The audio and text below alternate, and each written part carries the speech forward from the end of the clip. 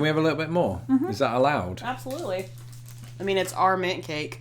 Yeah, that's right. It's not yours. It's not yours. It's ours, all right? You're not getting your hands on this.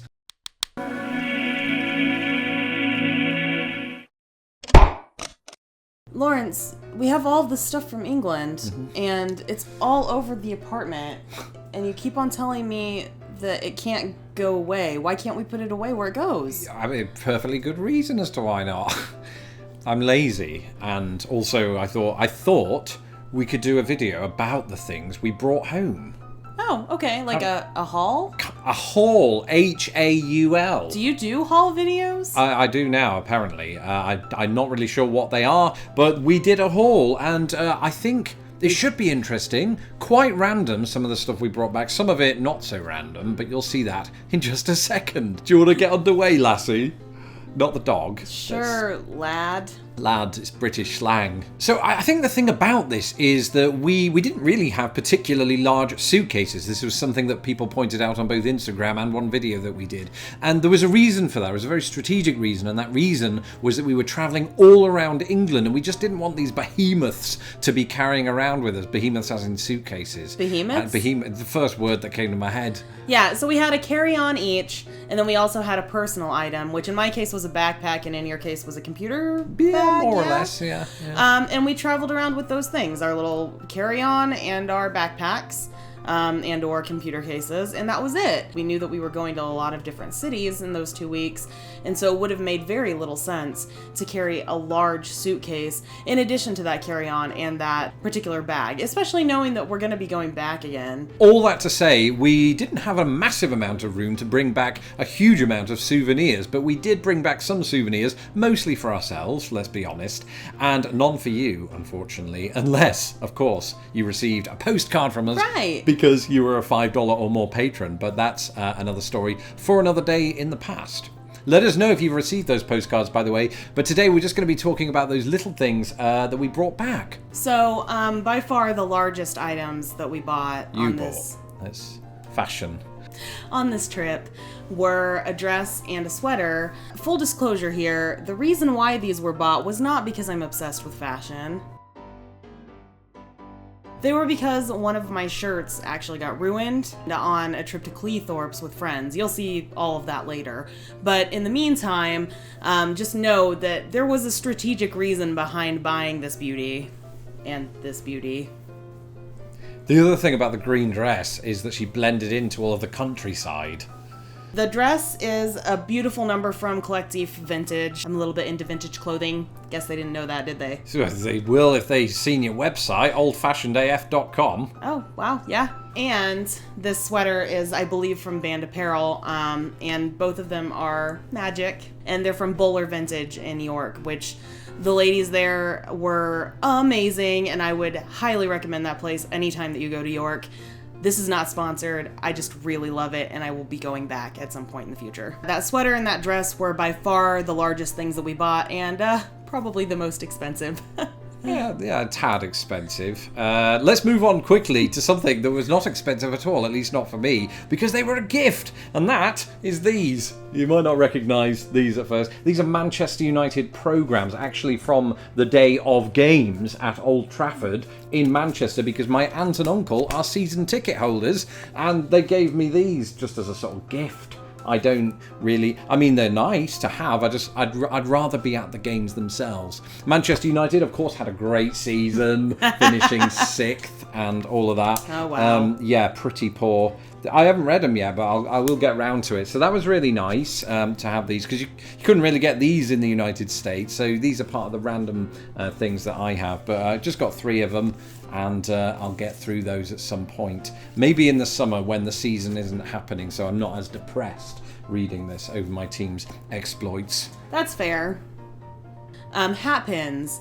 I've been needing a hat pin for a while. I sometimes do wear vintage hats, and hat pins are some of the best things for keeping your hair and your hats, on your head when it's windy outside. It's dangerous. It is. Did you know that hat pins of a certain length were actually banned in the Victorian era because they could be used as weapons? In Britain or the US, or both? Both. Is it, or by husbands? Pretty sure it's both. So yeah, hat pin. And it's really pretty too. Like, look at this. The little detail. It's kind of like, I think it's supposed to be some kind of royal emblem. Yeah, very nice. Can you get them in America now? You can get hat pins in America, but not one with a royal emblem on it. Oh, and by the way, as an aside, I did get that into my carry-on luggage. The reason why it was able to pass through the carry-on luggage is because it had the little thing on the end of it. So make sure that if you buy a hat pin, that you make sure that you get like one that has a closable tip.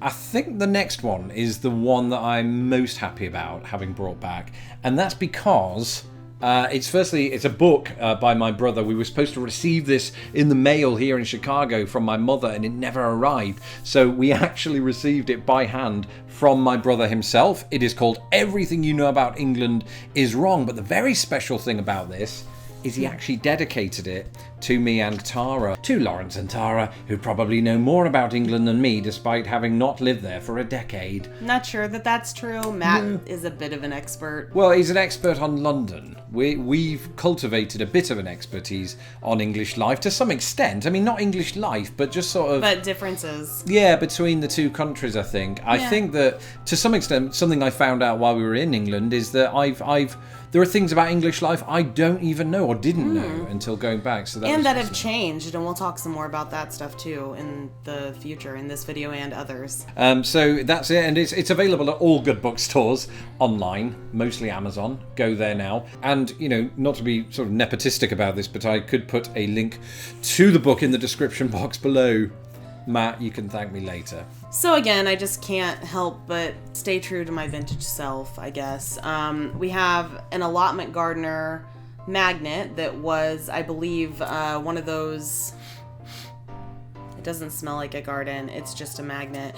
Shame. But it is one of those World War II propaganda posters. That's pretty cool. I've not seen that until now. Because Tara's just gotten into gardening and allotment keeping. Yeah, and if you're a patron of mine, then you'll know that I am by no means very good at it or have any experience in it whatsoever. But we did go to the garden today, and we did actually get started finally. We did. In the middle of June. Yeah, I carried soil. So yeah, the garden is underway. If you become a patron, then you will hear all about it in the coming months. In an English country garden. Or in Chicago. Mainly that. Yeah. We also got a thimble. Both of these things came from the Castle Museum in York, by the way. And this thimble has a corset on it, so I just had to get it. I know, I'm sorry. So, speaking of York, in fact, one of the places that I really wanted to take Tara around was Jorvik Viking Centre, and we got to do that. This is our passport to go around there. Technically, it's still valid for the rest of the year, I think, isn't it? Or for the next calendar year. Or is that right? Something yeah, like and that. I think it's called a passport. You'll find. History and all that. It's a pun. So yeah, we're members of Jorvik Viking Center now. So if you ever need to go, then I guess we could mail you our card. I don't know. We can't really. Don't ask for that. You're never getting it. But Jorvik Viking Centre, really cool. Although, you know what? I think that it's a bit different now that I'm an adult and not a kid. You know, I think that there was more of an excitement for me when I was a child, but I was happy to do it. I was really excited to go, and it was actually, it surpassed, but also was completely different to any expectation that I had going in, because I didn't know that it was a ride. Yeah, I should have told you that. It's a ride. Yeah, I told her that it smelled of syphilis and old times. And it does. That's still true. It gets you to a few other things too. I think the dig, which is for kids. We didn't do that. Barley Hall, which was really cool. That was probably my favorite thing to go to, because not only was it a house that was recreated from the Middle Ages, but it also had this really cool exhibit called Magic and Mystery that talked about like alchemy and how witches were basically thought up in the Middle Ages and how magic kind of went into everyday life there in reality. So it's what our perceptions of witches are today and how they came from that Middle Ages thought about what witches are and what alchemy is and what science is, in fact. I have nothing to add. It was cool. It was. And the last thing that you can get into with that passport is the Richard III experience. But you can't see his skeleton because it's not in York. It's in Leicester. We found in a car park he was. We've all had that problem after a night out. No, he was killed. Only you've had that problem. Yeah, well, that's not true. Me and my old friend Phil pushed a trolley around Grimsby once. It's got nothing to do with this. This thing. What's that? This is a Kendall mint cake. Bloody excited, hence the high-pitched noise. Kendall mint cake is not from York. It's from Kendall. Yeah, which we've been to before. We have, but we've never had Kendall mint cake. So, a first today on this very show, she's going to have a Kendall mint cake. You're going to try it too.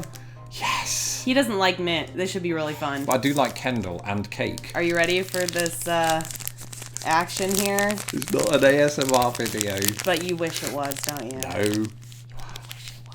They can't hear that. You're too far from the mic. You all wish it was. Creepy. Stop it. Okay, so the first thing that I notice is just how disgusting it looks. It doesn't. It looks like sort of hardened fudge. It does actually, but it's got the worst color I've ever seen for fudge. Same color as Pluto so or a gross. latte. Here, I'll have a piece. It does smell heavily of mint, and it does have a fudge-like quality. It's a shame it's so mint. Oh, what the heck? What's that? It's like an aftertaste as well as the mint. It sort of tastes like dead flowers. It's really sweet. It's all right though. It's really minty. The texture's good though. This is all right to me. It kind of just tastes like toothpaste fudge. I wouldn't say it's a cake in the traditional sense, is it? No, it's fudge. Yeah, I'd say it's Kendall mint fudge. They've mislabeled it. I was doing something like that. They're so minty. Oh, mine are really minty now. I don't know why they've done that, but that's all right. At least they're really white. Oh, they're really white. My teeth aren't. My teeth are non-existent. I ate tobacco for my whole life. I'm joking. It's a character. Don't worry about that. One thing that I've really missed since living in the US is tickets. Right? I know we have tickets for buses and trains in the US, but I'm specifically talking about the design of said tickets. You know, it's something that I always grew up with, and one of those things that hasn't changed since we've been away is the design of the National Rail train ticket. Look at that beauty. This is how you get around in the United Kingdom. It's probably the best way, wouldn't you say? No, actually. Oh, what? Well, I'm glad you asked. We got these Brit Rail passes. So we didn't really need the paper tickets. I don't know why we even have that paper ticket. This is a Brit Rail England consecutive 15-day pass, and Laurence and I both got those because of course he's not a resident of the UK anymore, so he was able to get one too. But these are exclusively for people who don't live in England or the UK or Europe, but want to travel there. Isn't it specifically people that are residents of the US? As long as you don't live in the UK, can use these. Huh. Proves who did the organisation around here.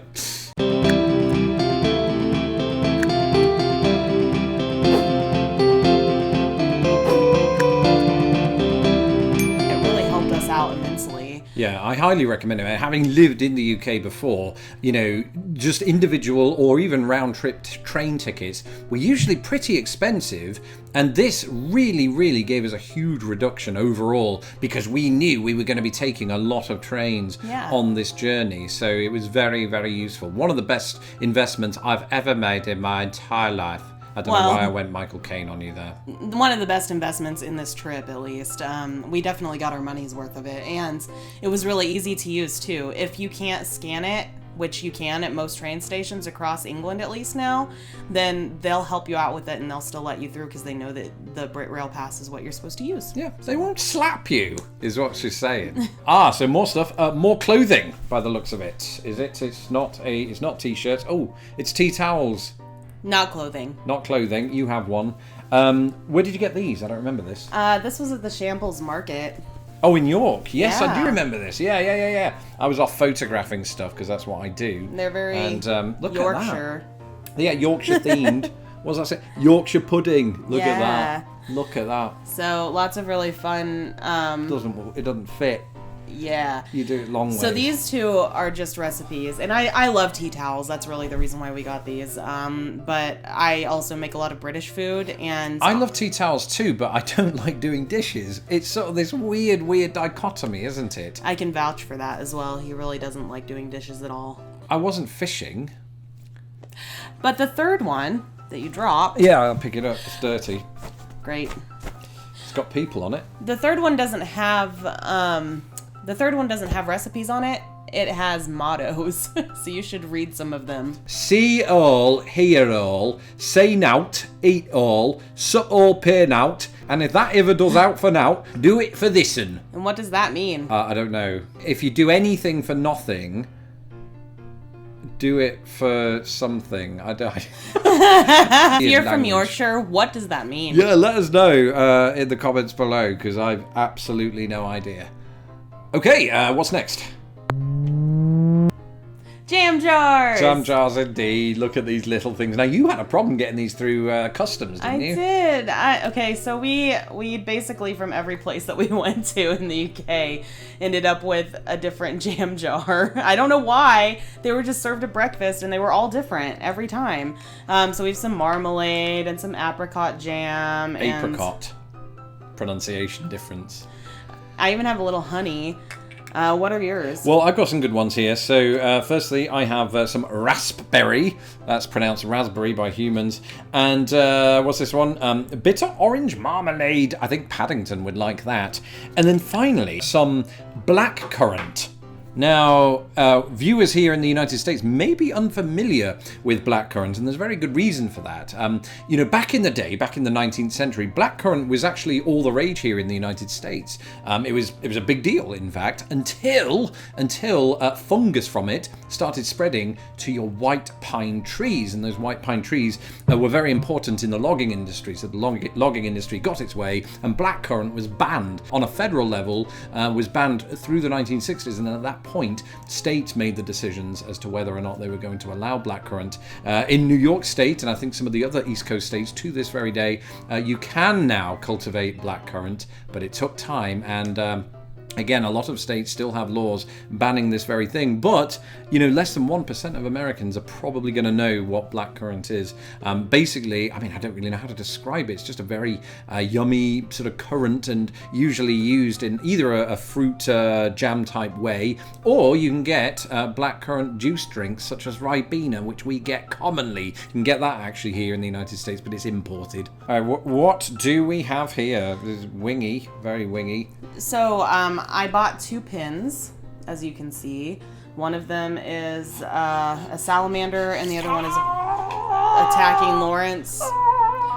I'm so sorry for everything. What these are their donation pins. You can donate £1 to the RSPB. I donated £2 and I got 2 little pins, and I already like pins, again, vintage stuff, woo. I think it's a really justifiable and worthy cause because it's helping the environment and it's helping birds. It sure is, yeah. So, you know, check out the RSPB, that is the Royal Society for the Protection of Birds. And again, not sponsored, we just really like helping the environment. So. We do. But one thing that we like more than helping the environment is money. That made me sound evil and maniacal. It really did. But we brought back some money from the UK. I'm not really going to delve deep into these right now because we do have a video planned on the differences between American and British money, so that should be very interesting. Last time we came here, we came with a handful of coins. We since gave them away to your uncle, in fact. Yeah, he's a coin collector. What can you do? Indeed, but we wanted to keep these for ourselves, not only as a sort of reminder of the United Kingdom, but we know we'll be going back there at some point in the next year, so you'll need some loose change to get those coffees right off the bat when you land at Heathrow and you're, you know, jet lagged. Or maybe not. Or maybe not. To be continued. To be continued, indeed, indeed. That didn't have the impact I wanted it to. So that was our first haul video, apparently. Indeed it was, and it was good to bring to you the very things that we brought back from the United Kingdom. Can we put it away now? No. Thank you for watching this episode of Lost in the Pond. Don't forget to hit my stupid little face to subscribe, and please share this video with the world. Hit me up on Twitter, Instagram and Facebook, and if you would like to support this channel, please do so at patreon.com/lostinthepond.